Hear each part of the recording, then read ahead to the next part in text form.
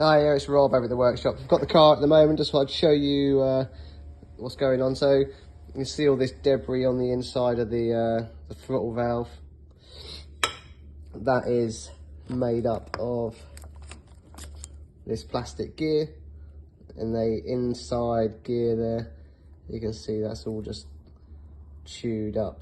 So basically what this is supposed to do is, this is supposed to turn, which then turns this bit, which then operates the butterfly.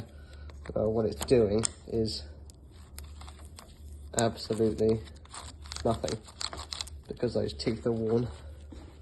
It's hard to see inside there, but those teeth are so worn, it's just not grabbing hold of anything.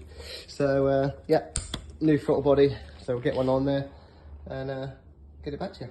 See you later.